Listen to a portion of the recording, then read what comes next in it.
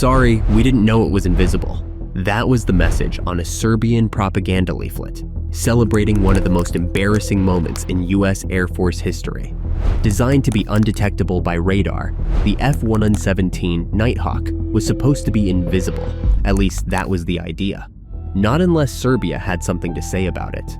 Because on the night of March 27, 1999, Serbian air defense forces locked onto it, launched 2 missiles and blew it out of the sky, making it the first, and so far, the only time a stealth aircraft had ever been shot down in combat. For the US, it was an embarrassing intelligence failure. For Serbia, it was a moment of national pride. And for military strategists worldwide, it was proof that even the most advanced technology has weaknesses. But how did a small, outdated air defense system from the Cold War manage to take down one of the most sophisticated aircraft in the world?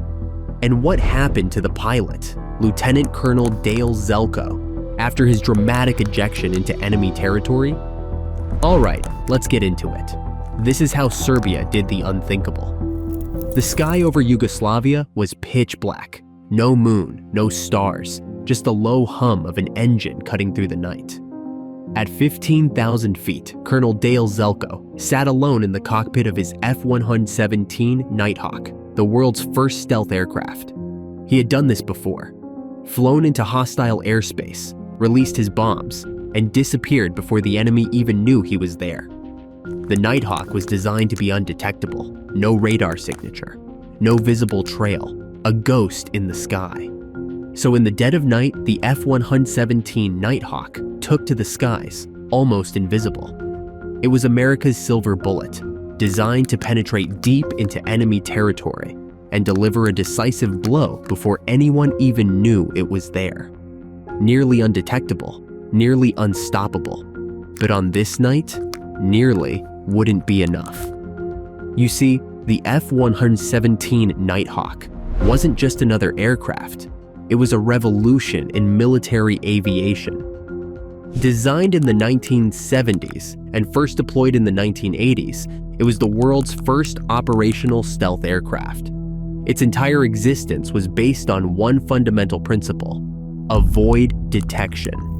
On paper, this made the Nighthawk invisible. But in reality, no technology is perfect, and war is never one-sided.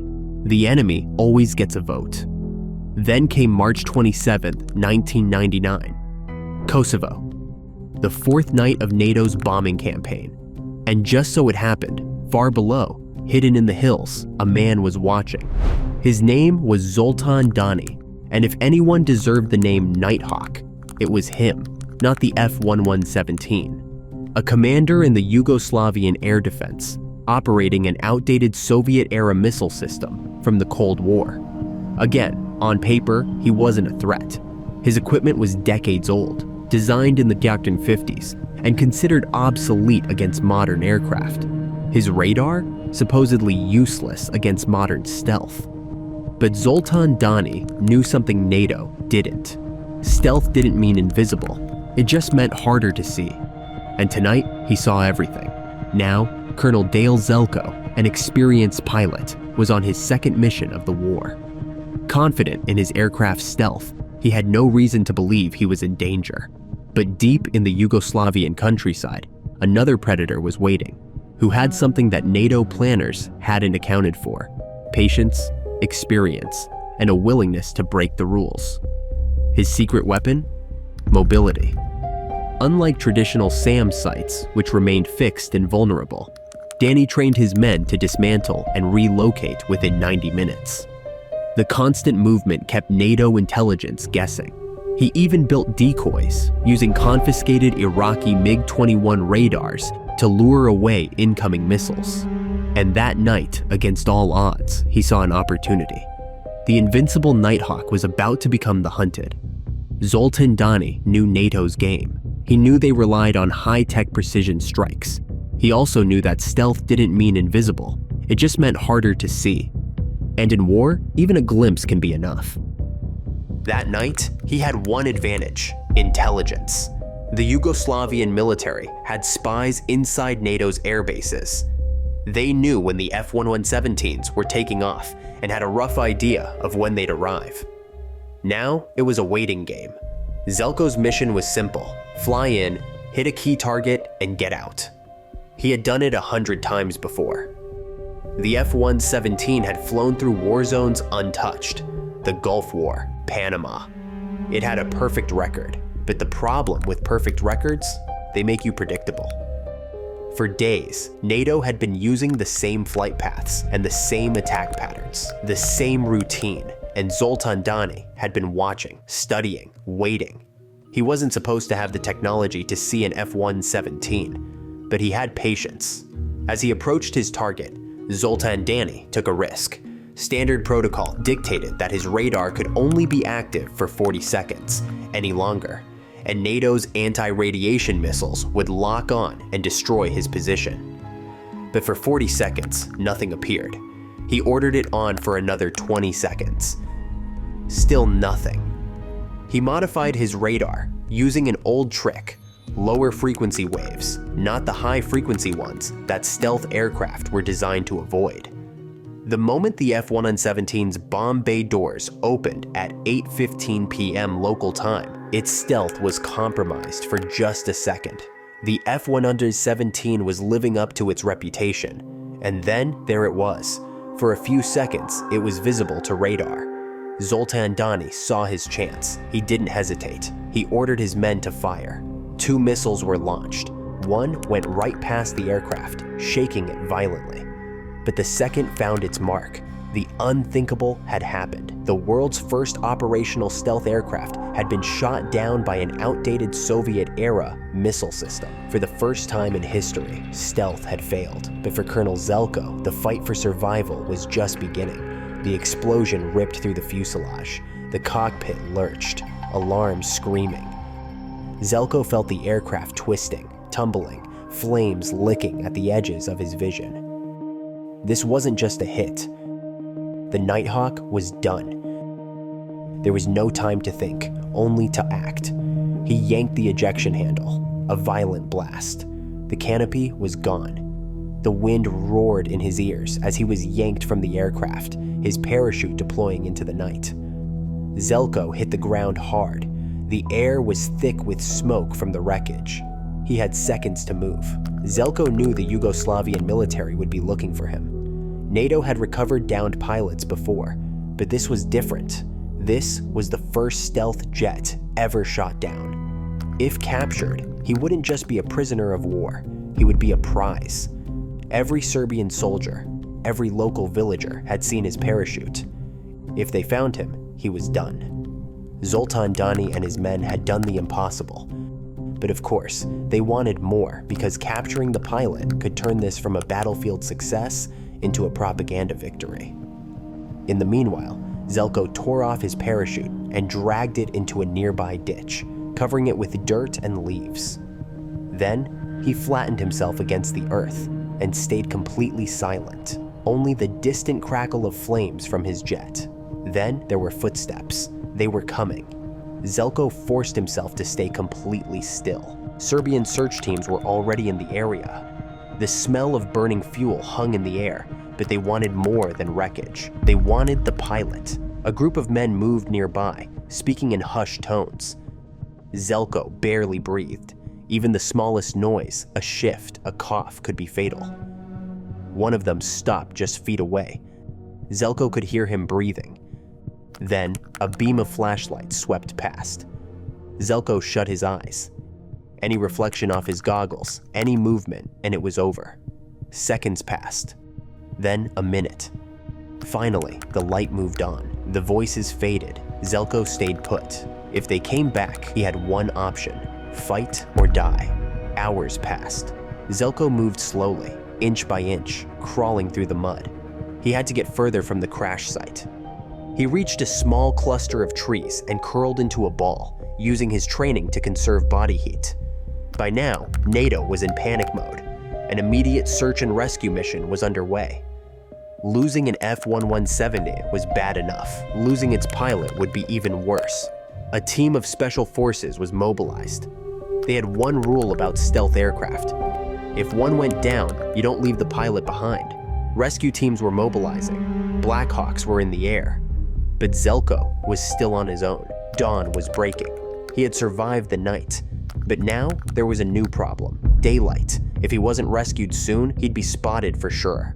He pulled out his radio, heart pounding. Mayday, mayday, mayday, Vega 3-1. Silence. Then a reply. Vega 3-1, Magic copies your mayday. Last position? It wasn't safe yet.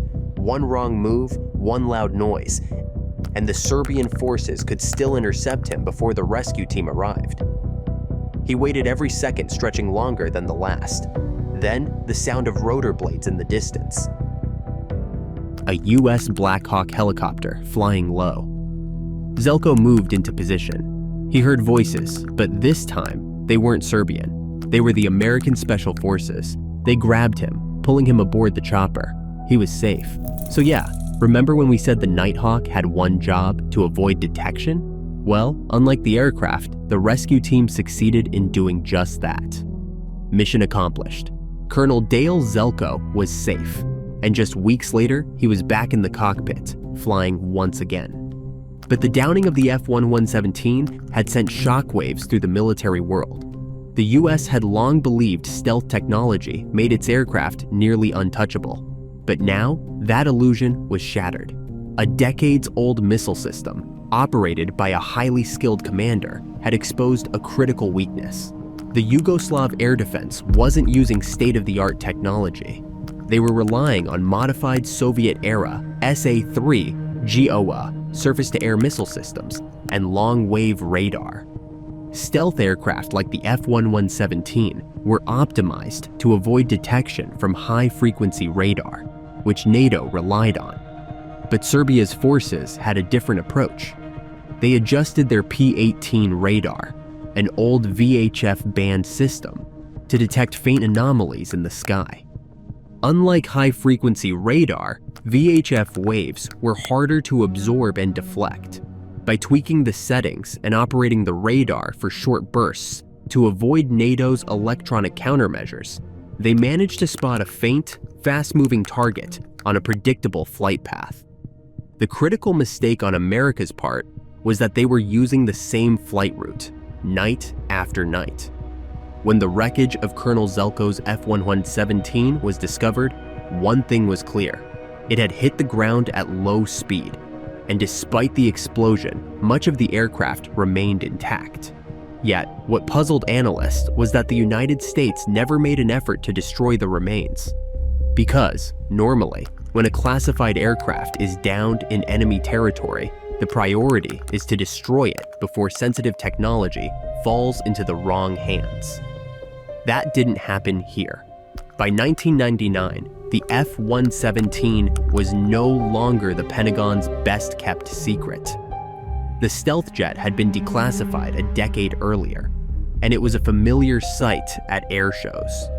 The F-117 used 1970s technology, so it didn't really make much of a difference. However, that didn't stop others from being interested. Parts of the jet were sent to Belgrade, and some reports say Russian and Chinese experts may have studied them as well. Even now, 26 years after it was shot down, the wreckage of the F-117 remains on display in the Belgrade Museum of Aviation. Collected from the crash site in 1999, these remains became part of a permanent exhibit, one that proudly tells the story of how Yugoslav forces managed to bring down what was thought to be an invisible aircraft.